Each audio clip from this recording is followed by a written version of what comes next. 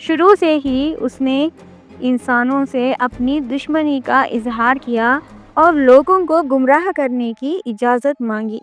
قیامت کے دن تک یہی اس دنیا کے امتحان کا راز ہے۔ حسن بصری نے کہا، اگر کسی شخص کے پاس یہ 4 حفاظتیں ہوں، اللہ اسے شیطان کے شر سے محفوظ رکھے گا۔ جب وہ کسی چیز کی شدت سے خواہش کرے وہ اپنا قابو نہیں کھوتا، وہ اپنے نفس کو قابو میں رکھتا ہے۔ جب وہ کسی چیز سے ڈرتا ہے تو گھبراتا نہیں، وہ اپنے نفس کو قابو میں رکھتا ہے۔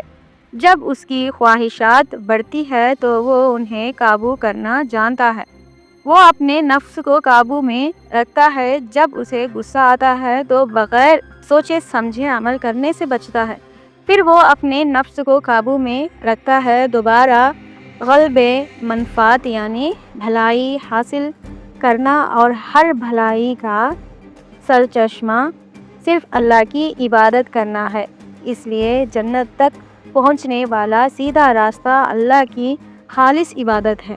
جو شخص انبیاء کے لائے ہوئے پیغام کو بھی رد کرتے ہیں اور اس عقل کو بھی استعمال نہیں کرتا جو اللہ نے اسے عطا کی، وہ وحی اور فطری عقل دونوں کا ناشکرا ہوتا ہے۔ جو شخص الہی پیغام کو بھی جھٹلاتا ہے اور عقل کی نعمت کو بھی، اس کا کوئی انجام آگ کے سوا نہیں۔ ایسے لوگوں کے پاس کوئی درست عذر نہیں ہوگا۔ قیامت کے دن آیت 65 جاری ہوتی ہے، اس دن ہم ان کے منہوں پر مہر لگا دیں گے، ان کے ہاتھ ہم سے بات کریں گے اور ان کے پاؤں اس بات کی گواہی دیں گے جو وہ کرتے رہے۔ جب یہ منکر اللہ کے سامنے خوف کے ساتھ کھڑے ہوں گے، بہانہ تراشنے اور اپنے بچاؤ کرنے کی کوشش کرتے ہوئے، ان کے منہ بند کر دیے جائیں گے، ان کے اپنے اعضاء بول اٹھیں گے، ان کے ہاتھ بتائیں گے کہ انہوں نے کیا کیا اور ان کے پاؤں ان کے خلاف گواہی دیں گے۔ سورہ فصلت میں اس منظر کو اور زیادہ تفصیل سے بیان کیا گیا ہے۔ جب وہ آگ کے سامنے کھڑے ہوں گے، ان کے کان، آنکھیں اور ان کی کھال ان کے خلاف گواہی دے گی۔ ان کے ہر اعمال کے بارے میں وہ حیرانی سے اپنی کھال سے کہیں گے، تم ہمارے خلاف کیوں گواہی دے رہے ہو؟ ان کی کھال جواب دے گی، جس نے ہر چیز کو بولنے کی قدرت دی، اسی نے ہمیں بلایا، اسی نے تمہیں پہلی مرتبہ پیدا کیا اور اسی کی طرف تم لوٹو گے۔ تم نے کبھی یہ گمان نہیں کیا تھا کہ تمہارے کان، تمہاری آنکھیں اور تمہاری کھال تمہارے خلاف گواہی دے گی اور تم یہ سمجھتے رہے کہ اللہ تمہاری زیادہ تر عمل کو نہیں جانتا۔ سورہ فصلت 22 میں روایت ہے، انس بن مالک روایت کرتے ہیں، ہم رسول اللہ کے ساتھ بیٹھے ہوئے تھے جب آپ مسکرائے، پھر فرمایا، کیا تم جانتے ہو میں کیوں مسکرایا؟ ہم نے کہا، اللہ اس کے رسول بہتر جانتے ہیں۔ آپ نے فرمایا، میں اس لیے مسکرایا کہ بندہ اپنے رب سے کس طرح بات کرے گا۔ بندہ کہے گا، اے میرے رب، کیا آپ نے مجھے ظلم سے محفوظ نہیں رکھا؟ اللہ فرمائے گا، ہاں۔ پھر بندہ کہے گا، میں اپنے خلاف اپنے سوا کسی گواہ کو قبول نہیں کرتا۔ پھر اللہ فرمائے گا، آج تم خود اپنے خلاف گواہ بننے کے لیے کافی ہو اور معزز لکھنے والے فرشتے بھی گواہ ہیں۔ پھر نبی نے بات جاری رکھی، اللہ اس شخص کے منہ پر مہر لگا دے گا اور اس کے اعضاء کو بولنے کا حکم دیا جائے گا۔ اس کے اعضاء اس کے اعمال کے بارے میں بولیں گے، پھر اللہ اسے دوبارہ بولنے کی اجازت دے گا اور وہ اپنے اعضاء سے کہے گا، مجھ سے دور ہو جاؤ، مجھ سے دور ہو جاؤ، میں تمہاری حفاظت کرنے کی کوشش کر رہا تھا۔ صحیح مسلم 17 میں ایک اور روایت میں اللہ گنہگار سے فرماتا ہے، اب ہم تمہارے خلاف اپنا گواہ بھیجیں گے، جبکہ آدمی حیران ہوتا ہے کہ میرے خلاف کون گواہی دے گا۔ اللہ اس کا منہ بند کر دیتا ہے، پھر اس کے پاؤں، اس کا گوشت اور اس کی ہڈیاں بولنے کا حکم پاتی ہے۔ وہ ہر اس کام کے بارے میں بولتی ہیں جو اس نے کیا، یہ اس لیے ہوتا ہے تاکہ اس شخص کے پاس کوئی عذر باقی نہ رہے، کیونکہ گواہ اسی کے اپنے جسم سے ہوں گی۔ صحیح مسلم سے روایت ہے۔ اتنی واضح حقیقت کے باوجود لوگ پھر انکار پر قائم رہتے ہیں، جو واقعی حیرت انگیز ہے۔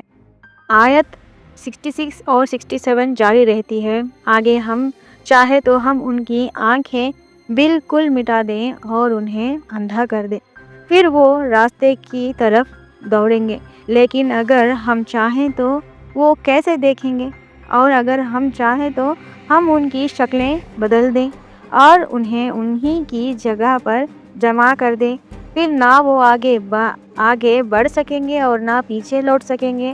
یہاں اللہ منظر کو آخرت سے دوبارہ دنیا کی طرف لے آتا ہے اور ہمیں یاد دلاتا ہے کہ یہ زندگی ایک امتحان ہے۔ اللہ نے اس امتحان کے لیے ہر ضروری ذریعہ پیدا کیا۔ دیکھنا، سننا، دل، دماغ، ارادہ اور سمجھ۔ اس نے انسانوں کو دوسری مخلوق سے کہیں زیادہ صلاحیتیں اور آزادی دی۔ اگر اللہ چاہتا تو ان کے کفر کی وجہ سے ان کی بصارت چھین لیتا اور پھر وہ مجبوراً ایمان لے آتے۔ اگر وہ چاہتے تو ان کی انسانی صورت چھین لیتے، انہیں پتھر یا گمشدہ جانور بنا دیتے اور انہیں انہی کی جگہ پر جمع کر دیتے، جہاں نہ وہ آگے بڑھ سکتے اور نہ پیچھے مڑ سکتے۔ اللہ ان سب پر پوری طرح قادر ہے، لیکن اگر وہ ایسا کرتا تو امتحان اپنا مقصد کھو دیتا۔ اس کے بجائے اللہ نے پوری کائنات کو، زمین، آسمان اور درمیان کی ہر چیز کو ایک واضح امتحانی حل بنا دیا۔ اللہ کی عبادت انتہائی باعزت ہے، لیکن عبادت کا امتحان بھی انتہائی بھاری ہے۔ قرآن اس بات کو آنے والی آیت میں واضح کرتا ہے۔ بے شک ہم نے زمین پر جو کچھ ہے اسے اس کی زینت بنایا تاکہ ہم آزمائیں کہ ان میں سے کون بہترین عمل کرتا ہے، اور یقیناً ہم زمین کی ہر چیز کو خشک، بے آب و گایا مٹی بنا دیں گے۔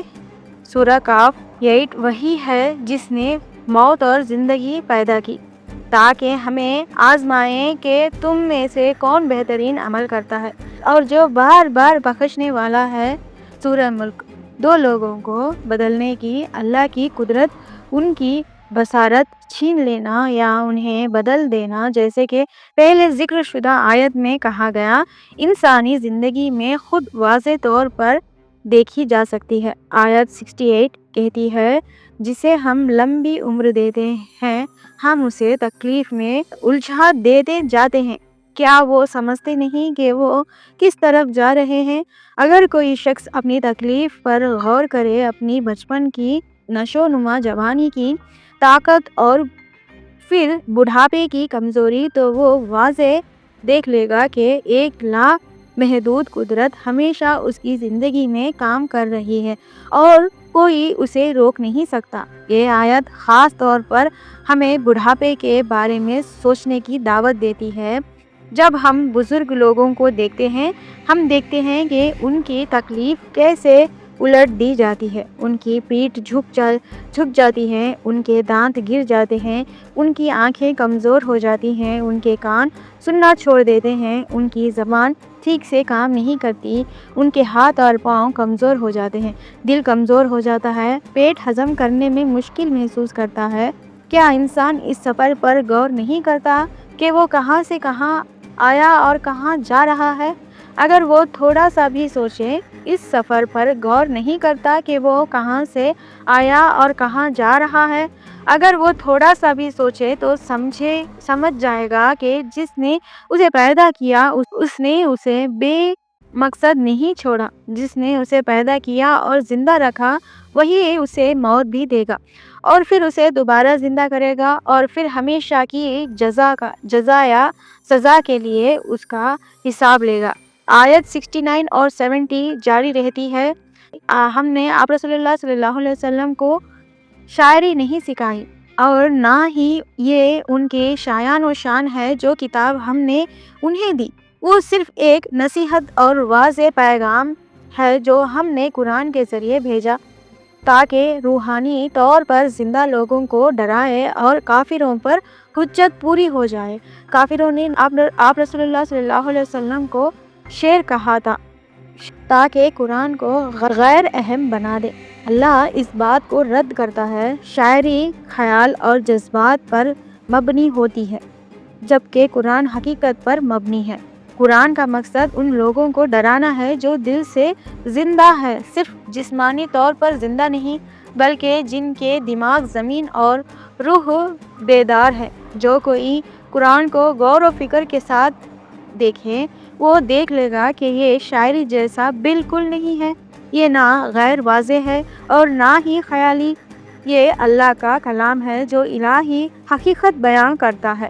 اور رسول اللہ صلی اللہ علیہ وسلم بھی کوئی شاعر نہیں جو جذبات میں بھٹکتے پھرے، وہ حقیقی رہنما ہیں جو حکمت اور بصیرت کے طور لوگوں کو اللہ کے راستے کی طرف بلاتے ہیں۔ قرآن نہ لفظوں میں شاعری ہے اور نہ معنی میں، یہ شاعرانہ ڈھانچے یا قافیہ بندی پر مبنی نہیں، اس کے معنی جذبات مبالغہ یا خیال پر مبنی نہیں بلکہ قرآن حکمت، حق، رہنمائی اور نور پر مبنی ہے۔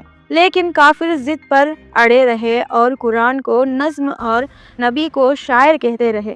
اسی وجہ سے اللہ فرماتا ہے کہ نبی کو شاعری نہیں سکھائی گئی، شاعری نبوت کے وقار کے لائق نہیں، اور قرآن شاعری نہیں بلکہ ایک الہی نصیحت ہے۔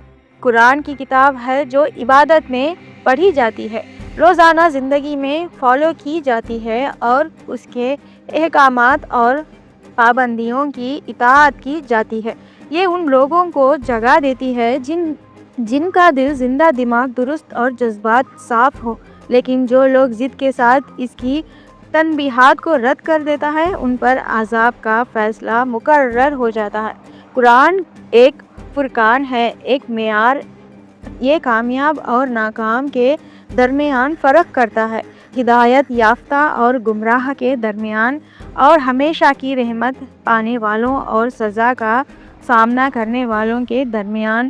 قرآن کا یہ کردار قیامت تک جاری رہے گا، یہ ہمیشہ انسانیت کو ایک سچے خدا پر ایمان لانے اور صرف اسی کی عبادت کرنے کی دعوت دیتا ہے۔ آیت 71 سے 76 تک یہ کہتی ہے، کیا وہ نہیں دیکھتے کہ ہم نے اپنی قدرت سے ان کے لیے کئی جانور پیدا کیے جن پر ان کا قبضہ ہے اور وہ آسانی سے انہیں استعمال کرتے ہیں؟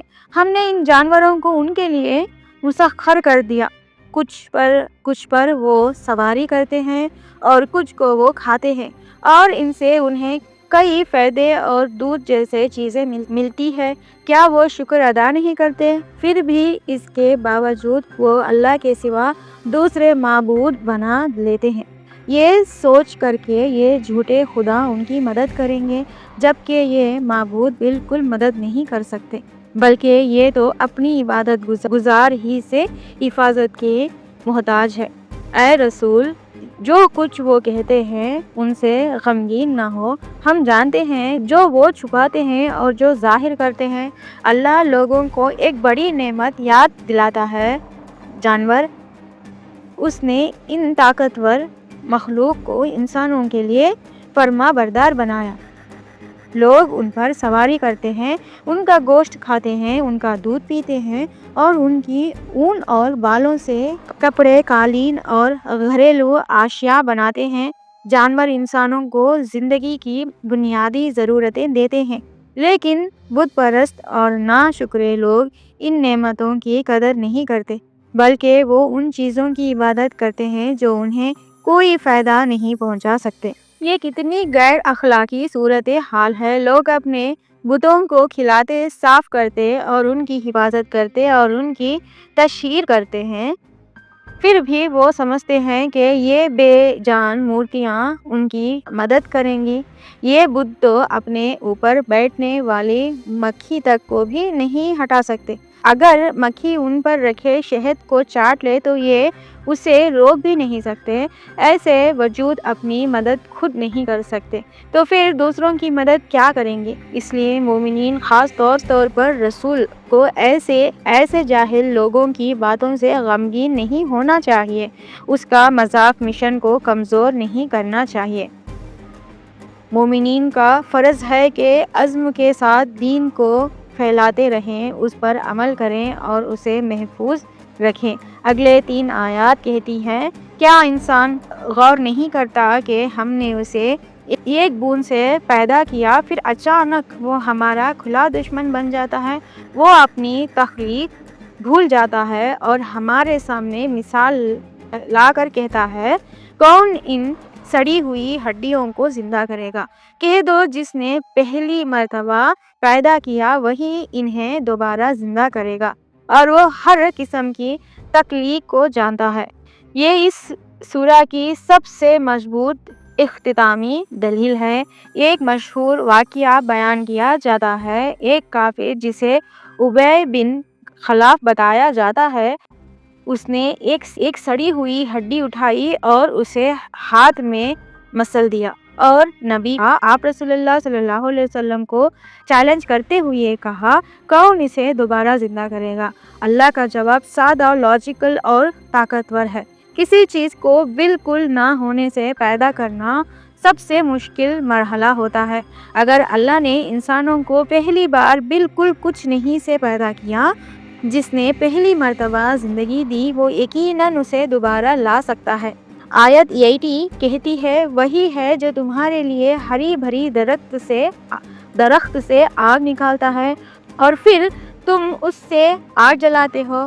یہ آیات انرجی ٹرانسفرمیشن کی طرف اشارہ کرتی ہے۔ ہری گیلی لکڑی فوٹوسنتھسس کے ذریعے دھوپ جمع کرتی ہے اور اسے انرجی کی صورت میں محفوظ کر لیتی ہے۔ جب وہ سوکھ جاتی ہے تو وہ محفوظ شدہ انرجی آگ بن جاتی ہے۔ 2 متضاد چیزوں، پانی اور آگ سے اللہ زندگی اور انرجی نکالتا ہے۔ جو ہرا بھرا درخت سے آگ نکال سکتا ہے، وہ مردہ سے زندہ کو بھی نکال سکتا ہے۔ آگ اور ہریالی ایک دوسرے کی ضد ہے۔ آگ جلاتی ہے اور تباہ کرتی ہے، جبکہ ہریالی گیلی اور زندگی سے بھری ہوتی ہے۔ عام طور پر یہ ایک ساتھ موجود نہیں ہو سکتی، لیکن اللہ نے کچھ درخت کے اندر آگ پیدا کرنے کی صلاحیتیں رکھی ہیں۔ بے حج کے جب مار یا افار درختوں کی شاخیں آپس میں رگڑی جاتی ہے تو چنگاری نکلتی ہے، جو قدرتی فائر سٹارٹر کی طرح ہوتی ہے۔ صحرا کے مسافر ان شاخوں سے آگ جلاتے ہیں۔ جو چیز بالکل مختلف ہو اور پھر بھی اس سے آگ نکال دے، وہ سڑی ہوئی ہڈی کو بھی زندہ کر سکتا ہے اور مردوں کو دوبارہ اٹھا سکتا ہے۔ اس آیت میں علم سائنس کے اشارے بھی موجود ہیں۔ کچھ علماء کہتے ہیں کہ یہ پیٹرولیم کی طرف بھی اشارہ کرتی ہے۔ تیل پودوں اور درختوں سے بنتا ہے، جو زمین کے نیچے سڑ گئے، کیمیکلی تبدیلیوں سے گزرے اور فیول میں تبدیل ہو گئے۔ تاریخی طور پر لوگ قدرتی طور پر نکلنے والے تیل سے آگ جلاتے تھے۔ آیت 81 سے آخری آیات تک یہ آیات کہتی ہے، جس نے آسمان اور زمین پیدا کی، کیا وہ انسانوں کو دوبارہ پیدا نہیں کر سکتا جب وہ مر چکے ہوں؟ یقیناً کر سکتا ہے۔ وہی ہر چیز کو بہترین طور پر پیدا کرتا ہے، ہر چیز کا پورا علم رکھتا ہے۔ جب وہ کسی چیز کا ارادہ کرتا ہے تو بس کہتا ہے ہو جا، اور وہ ہو جاتی ہے۔ پاک ہے وہ جو ہر نقص اور شریک سے پاک ہے، جس کے ہاتھ میں ہر چیز کی بادشاہت اور اختیار ہے، اور تم سب اسی کی طرف لوٹائے جاؤ گے۔ اللہ کو پیدا کرنے کے لیے کسی ذریعے، سامان یا وقت کی ضرورت نہیں، اس کا حکم کن ہی کافی ہے۔ یہ آیات اللہ کی لامحدود اور فوری قدرت بیان کرتی ہے۔ جس نے آسمان اور زمین پیدا کی، اس میں یہ قدرت ہے کہ قیامت تک نسلوں کے بعد نسلیں پیدا کرتا رہے اور موت کے بعد سب کو دوبارہ زندہ کرے۔ وہ بے شمار مخلوق اور واقعات پیدا کرتا ہے۔ ہر سیکنڈ اپنے لامحدود علم کے ساتھ کچھ بھی اتفاقاً نہیں ہوتا۔ جب وہ کسی چیز کا ارادہ کرتا ہے تو اسے اجازت، انتظار یا مدد کی ضرورت نہیں ہوتی۔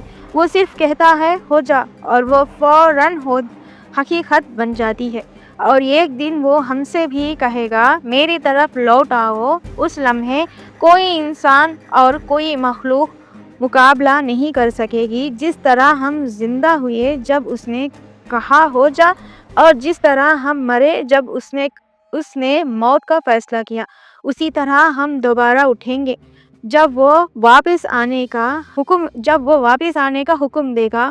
سورہ کا اختتام ملکوت کے تصور پر ہوتا ہے۔ اللہ کی مکمل بادشاہت اور اختیار، ہر چیز اسی کی ہے، ہر چیز اس کے قبضے میں ہے، اور ہر روح کا لوٹنا اسی کی طرف ہے۔ یہ آخری آیات سورہ یاسین کے 2 عظیم موضوعات پر مہر لگاتی ہے: توحید، اللہ کی وحدانیت۔ اور آخر اس ویڈیو میں ہم نے سورہ یاسین کو اس کی تفسیر کے ساتھ سیکھا۔ انشاءاللہ براہ کرم ہمارے چینل کو سبسکرائب کریں، سبسکرائب کرنا نہ بھولیں، نوٹیفیکیشن آن کریں، اپنے کومنٹس اور لائک کے ذریعے ہمارا ساتھ دیں۔ اللہ آپ کو اجر دے گا۔ جزاک اللہ خیر۔